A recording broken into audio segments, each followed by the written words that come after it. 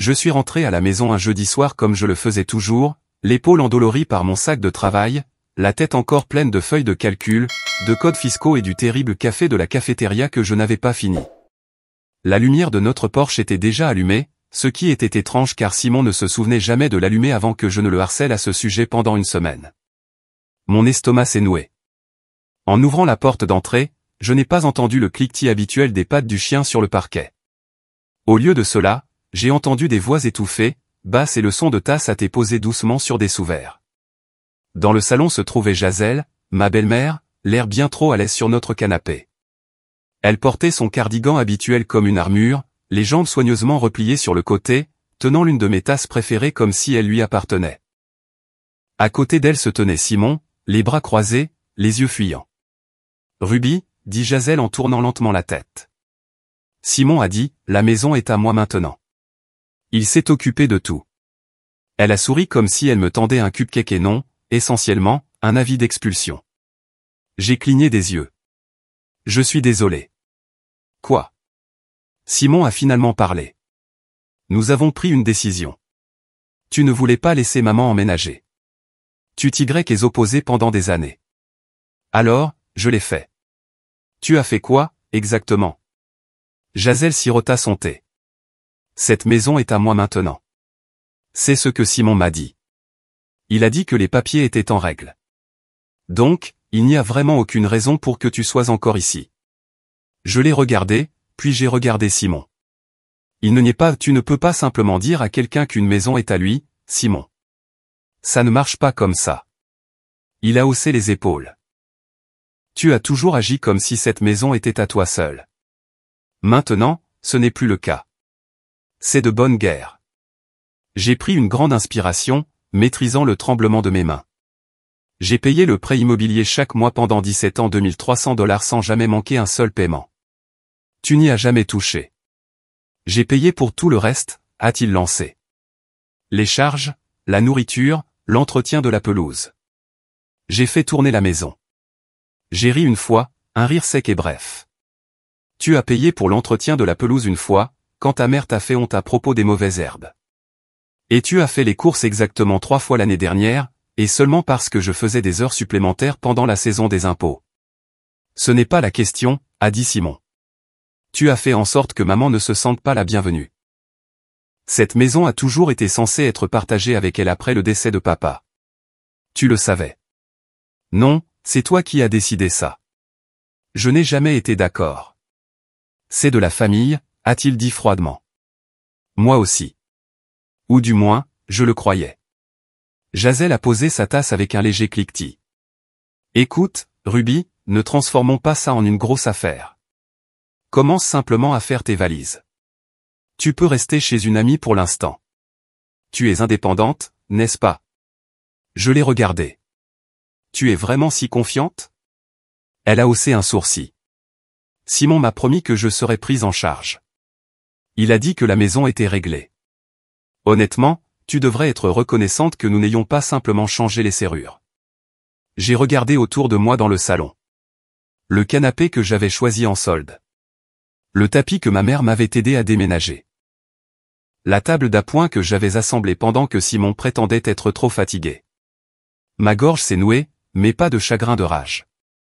Cette maison a toujours été la mienne, ai-je dit doucement. Simon a levé les yeux au ciel. Tu penses que simplement parce que tu as payé le prêt immobilier, ça te donne tous les pouvoirs? Oui, ai-je dit. C'est littéralement comme ça que ça marche. Il s'est avancé vers moi. Tu as refusé de faire des compromis pendant des années. Tu as agi comme si tout était à toi. Ton travail, ton espace, ton argent. Parce que j'étais la seule à contribuer de manière constante. Sa voix s'est élevée. Je t'ai donné ma vie. Je t'ai donné du temps, Ruby. De l'énergie, du soutien. Tu m'as donné du linge sale, de la condescendance et une mère qui ne m'a jamais aimé. Jaselle a ricané. Peut-être si tu avais été un peu plus chaleureuse. Oh, vous voulez dire obéissante. Simon s'est détourné, se frottant les tempes. Tu rends les choses laides. J'ai redressé les épaules. Non, je clarifie les choses. Vous pensez que je vais me laisser faire simplement parce que vous le dites? Tu ne peux pas l'arrêter, a dit Jazel en se levant du canapé. C'est déjà enclenché. Alors, qu'il en soit ainsi, ai-je dit. Mais je ne serai pas là pour amortir la chute. Je suis monté à l'étage, chaque pas résonnant comme un compte à rebours.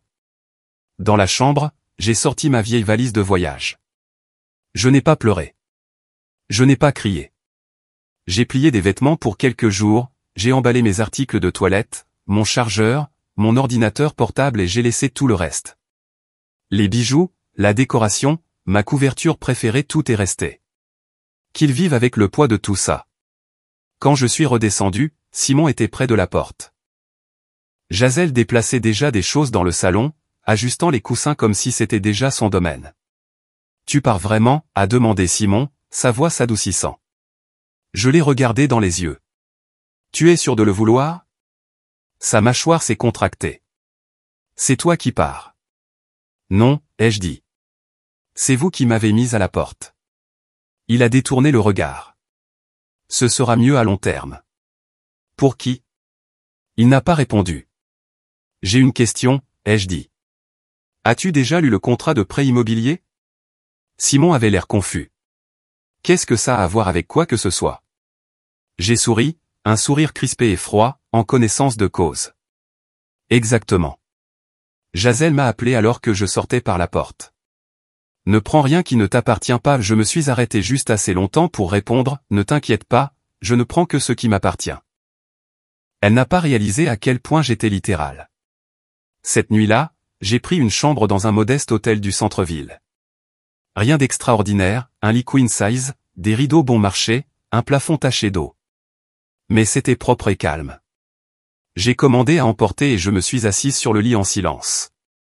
Puis j'ai sorti le dossier que je gardais au fond de mon sac de travail depuis plus d'1 an.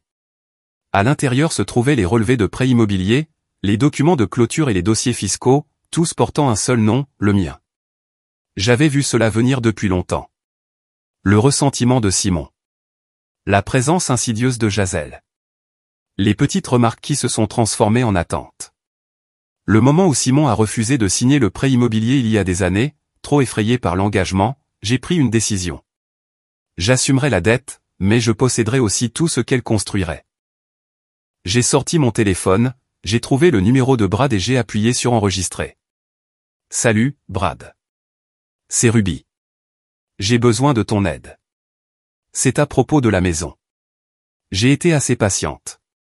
Puis je l'ai envoyé et j'ai éteint la lampe. Pour la première fois en 17 ans, j'ai dormi sans vérifier le solde de mon compte en banque ni me demander quelle nouvelle exigence Simon formulerait le lendemain. J'ai dormi comme quelqu'un qui avait tous les atouts en main et aucune culpabilité. Le lendemain matin, je me suis réveillé à l'hôtel avant mon réveil. Pas de maux de tête, pas de tension dans la poitrine, pas de Simon. Pour la première fois depuis des années, je n'avais pas l'impression de devoir me préparer pour la journée. Je suis resté assise dans mon lit pendant quelques minutes, fixant le plafond, et je me suis permis de respirer. Puis je me suis levé, je me suis habillé et j'ai emmené mon dossier de documents au petit café de l'hôtel. Café noir, coin tranquille et un plan. À 8h02, Brad m'a répondu par texto. Parlons-en ce matin. Passe au bureau. Brad Concade et moi étions au lycée ensemble. Il avait l'habitude de tricher sur moi en histoire et m'appelait de Ruby l'impitoyable quand j'étais la seule à corriger les calculs d'impôts d'un professeur lors d'un quiz. Maintenant, il dirigeait l'une des plus grandes agences immobilières du comté. Je suis entré dans son immeuble de bureau 20 minutes plus tard, mon dossier sous le bras. La réceptionniste m'a reconnu et m'a fait signe d'entrer directement. Brad s'est levé quand je suis entré. Même cheveux bruns en désordre, même sourire légèrement de travers, mais maintenant dans une veste sur mesure et avec un vrai poids derrière sa poignée de main. Ruby Hastings, a-t-il souri. Ça fait longtemps. Trop longtemps, ai-je dit en m'installant dans le siège en face de lui. Il a jeté un coup d'œil au dossier sur mes genoux. Laisse-moi deviner. Des problèmes de maison. Je l'ai ouvert et j'ai étalé quelques documents. Le titre de propriété, le contrat de prêt immobilier original, un échéancier des paiements de mon compte bancaire avec mon nom sur chacun d'eux. Mon futur ex-mari dit aux gens qu'il a transféré la maison à sa mère, ai-je dit calmement. Brad n'a même pas cligné des yeux. Est-elle propriétaire? Non, jamais. Simon a refusé de co-signer le prêt immobilier quand nous l'avons acheté. Il a dit que les dettes lui donnaient des crises de panique. Un classique. Mais il a dit à Jazel que la maison était à elle maintenant. Lui et sa mère ont essayé de me mettre à la porte. Brad a penché la tête. Et tu es parti comme ça? Je voulais leur laisser de la place pour qu'ils se pendent avec la corde qu'ils pensent m'avoir tirée sous les pieds. Il a hoché la tête, clairement impressionné. Alors, quel est le plan? Je veux vendre la maison rapidement, légalement, et je veux m'assurer qu'il soit servi comme il se doit. Brad a souri. Tu veux que la vente soit le message? Exactement. Il a ouvert un tiroir et a sorti un dossier de formulaire d'inscription. Faisons-le haut et fort. De retour à l'hôtel, j'ai prolongé mon séjour d'une semaine. Je n'avais pas besoin de beaucoup de temps. Tout était en place. Je n'avais qu'à attendre. Ce dimanche-là, alors que je prenais mon petit déjeuner sur le balcon de l'hôtel, j'ai reçu un appel d'un numéro masqué. Je n'ai pas répondu. Une minute plus tard, mon téléphone a vibré avec un message vocal. La voix de Simon, frénétique. Ruby, qu'est-ce qui se passe, bon sang? Il y a un agent immobilier à la porte qui dit que la maison est sous contrat. Il dit qu'elle est déjà en vente. Tu ne peux pas faire ça. Nous habitons ici. Je n'ai pas pris la peine de répondre. Le même soir, il a appelé encore et encore. Puis Jazel a envoyé un texto en majuscule, « Tu ne peux pas vendre cette maison. Nous avons des droits. » Oh, l'ironie. J'ai tout transmis à mon avocat. Mardi, l'agent de Brad avait déposé des avis officiels à la maison. Simon a tenté de menacer d'une action en justice. Mon avocat a répondu avec un PDF scanné de l'acte de propriété, montrant clairement mon nom seul, ainsi que 17 ans de relevé bancaire et une demande polie, « Veuillez libérer les lieux où nous engagerons une procédure d'expulsion formelle dans le cadre du divorce en cours. » Cela a fait taire Simon pendant 24 heures complètes. Puis, comme on pouvait s'y attendre, il a rappelé. Cette fois, j'ai répondu. « Ruby, s'il te plaît, » a-t-il dit, sa voix plus basse. « Tu n'es pas obligé de faire ça. »« Je l'ai déjà fait, » ai-je répondu. « Je ne t'ai juste pas encore tout dit. » Qu'est-ce que ça veut dire? Ça veut dire que je te verrai dimanche, à 10 heures. Je viens à la maison. Il a hésité. Pourquoi? Pour te rendre ce qui t'appartient. Et qu'est-ce que c'est? Tes conséquences. Le dimanche matin était nuageux, calme et lourd. Je suis arrivé à 9h59 avec 2 copies de tout, le contrat de vente, l'acte de propriété, les impressions des échéanciers de paiement et les reçus de l'entretien de la maison que Jazel avait toujours prétendu avoir payé, mais que j'avais en réalité. La porte s'est ouverte avant même que je ne frappe. Simon se tenait dans le couloir en pantalon de jogging et en t-shirt, l'air de ne pas avoir dormi depuis des jours. Derrière lui, Jazel était assise dans le fauteuil près de la cheminée, les bras fermement croisés, une tasse de café tremblant sur ses genoux. « Qu'est-ce que c'est » a-t-elle aboyé alors que j'entrais. « Je vous l'ai dit » ai-je dit calmement. « Je suis là pour clarifier les choses. » J'ai posé la pile de documents sur la table de la salle à manger et j'ai sorti une copie surlignée du titre de propriété. Commençons par ça. Il est dit que je suis la seule propriétaire de la maison. Simon a baissé les yeux sur le document, pâle. Mais je pensais. Tu as mal pensé, les jeux coupés. Tu as refusé de co-signer le prêt immobilier il y a 17 ans parce que tu ne voulais pas être lié. Alors, j'ai tout pris sur moi. Et chaque paiement, $2300 par mois, venait de mon compte. Ça ne te donne pas le droit de la vendre. Ça me donne exactement ce droit, ai-je répondu. Jazel s'est levée maintenant, sa voix s'élevant. Espèce d'ingrate. Après tout ce que nous avons fait pour toi. Vous voulez dire tout ce que j'ai fait pour vous? Je me suis tourné vers elle. J'ai payé pour la nouvelle chaudière quand elle est tombée en panne en 2016. J'ai payé pour les funérailles de votre défunt mari. J'ai payé pour la voiture de Simon quand son crédit était ruiné. J'ai payé les impôts fonciers, l'aménagement paysager, la toiture, la plomberie, la mise à niveau de l'alarme incendie, et ah oui, tout le reste que vous preniez pour acquis. Simon s'est affalé sur une chaise. Tu bluffes. Tu avais un travail de bureau. Impossible que tu aies pu te permettre tout ça. Ce travail de bureau m'a valu une promotion, ai-je dit, ma voix se durcissant.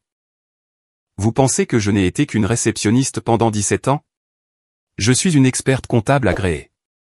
J'ai mené des audits financiers pour des entreprises qui vous broieraient et vous recracheraient pour le plaisir. Je gagne plus que vous deux réunis. Je les ai vus tous les deux se dégonfler, Jazel avec incrédulité, Simon avec honte. J'ai de nouveau cherché dans mon sac et j'ai posé une dernière enveloppe sur la table. Qu'est-ce que c'est, a lancé Jazel. Je l'ai ouverte et j'ai sorti une photo imprimée. Simon, le bras autour d'une femme de la moitié de mon âge. Une autre image, eux s'embrassant derrière une voiture garée. Une autre, sortant d'un hôtel. La mâchoire de Simon est tombée. Tu as engagé quelqu'un. J'ai planifié à l'avance, ai-je dit. Le jour où tu as commencé à me demander de te céder le contrôle financier de nos comptes, j'ai su que quelque chose n'allait pas. Je peux expliquer, a-t-il commencé. Pas besoin, ai-je dit. Mon avocat a tout ça. Les papiers du divorce seront livrés d'ici la fin de la semaine. Et oui, je demanderai une pension alimentaire. Tu m'as donné 17 ans de travail émotionnel. Maintenant, je vais te le facturer. Jazel a essayé de parler, mais je l'ai coupé aussi. Et juste pour que nous soyons clairs, après la vente de la maison, je déduirai toutes les dépenses impayées que vous m'avez laissées avant de partager le reste comme il se doit, ce qui, attention spoiler, ne sera pas grand-chose. Vous devriez probablement commencer à chercher un appartement. Espèce de sans-cœur a-t-elle commencé, mais Simon s'est juste enfoui le visage dans les mains. Je me suis levé et j'ai regardé la pièce une dernière fois. Vous m'avez mise à la porte de ma propre maison, ai-je dit doucement. Maintenant, je vous rends l'appareil. Je suis sorti avant qu'il ne puisse dire un autre mot. Cette nuit-là, de retour dans ma chambre d'hôtel, j'ai appelé Brad. C'est fait, ai-je dit. Comment l'ont-ils pris? Comme des amateurs. Je pouvais l'entendre sourire au téléphone. Nous conclurons rapidement. Tu auras l'argent en main d'ici un mois. Parfait. Et pour la première fois depuis que j'ai signé ce prêt immobilier il y a près de 2 décennies, j'ai eu l'impression que cette maison et cette vie étaient enfin à moi de les quitter. 2 semaines après la confrontation à la maison, la vente a officiellement été conclue. Brad a appelé pour confirmer le virement bancaire pendant que j'étais assise à un café ensoleillé, mon ordinateur portable ouvert. Le montant était plus élevé que ce à quoi je m'attendais, même après les impôts, même après les frais de justice. J'ai fermé l'ordinateur portable, j'ai siroté mon café et je me suis permis un sourire rare et sans filtre. La maison était partie, vendue légalement, proprement, et chaque centime était passé par moi. Je n'étais pas retourné depuis cette dernière confrontation. Je n'en avais pas besoin. Mon avocat a coordonné la clôture et la remise des clés. Une entreprise de déménagement a récupéré les objets restants que je voulais. J'ai laissé tout le reste derrière moi exprès. Une offrande silencieuse à Simon et Jazel.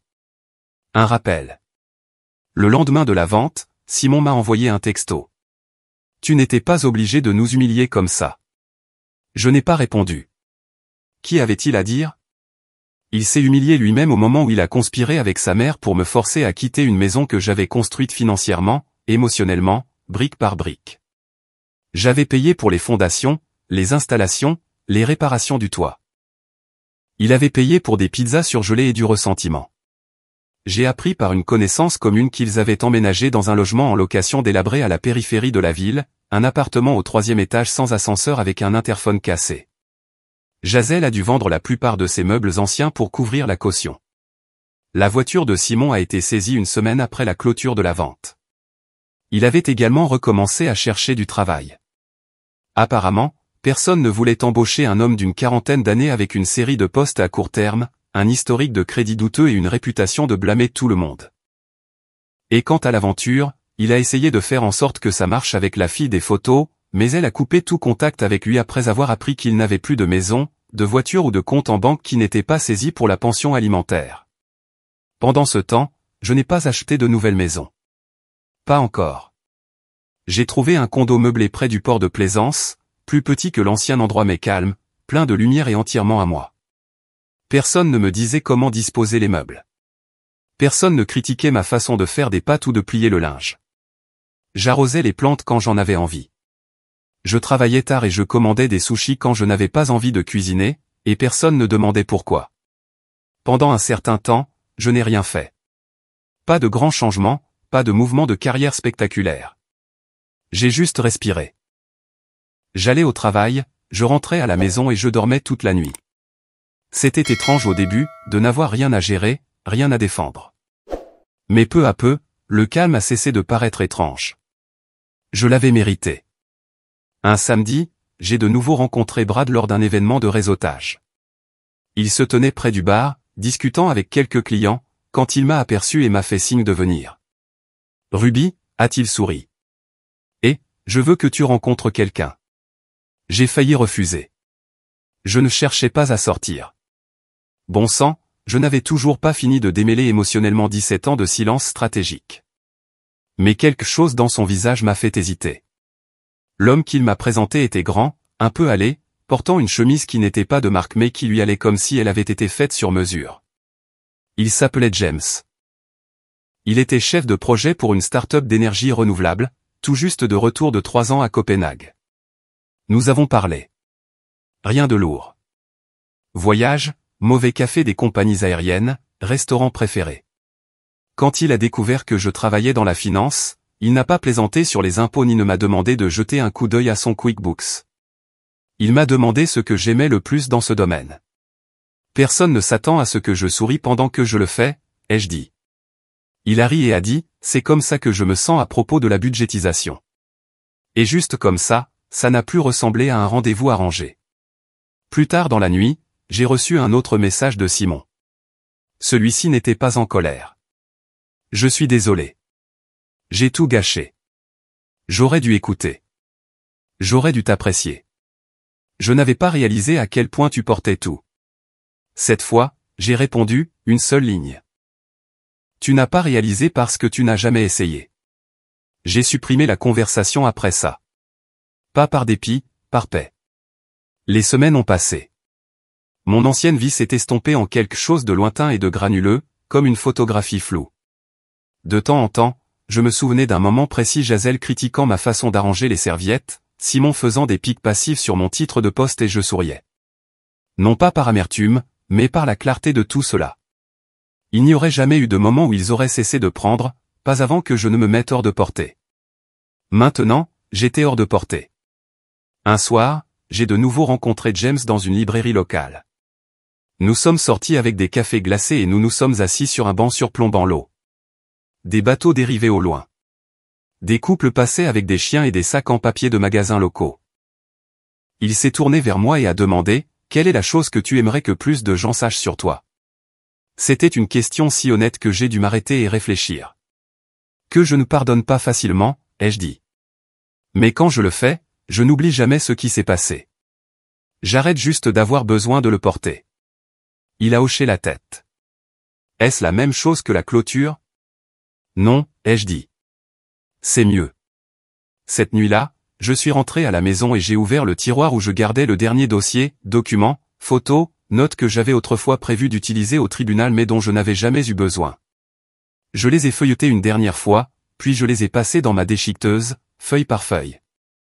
Non pas parce que je voulais oublier, mais parce que je n'avais plus besoin de preuves. Je savais ce que j'avais survécu, et plus important encore, je savais qui j'étais devenu.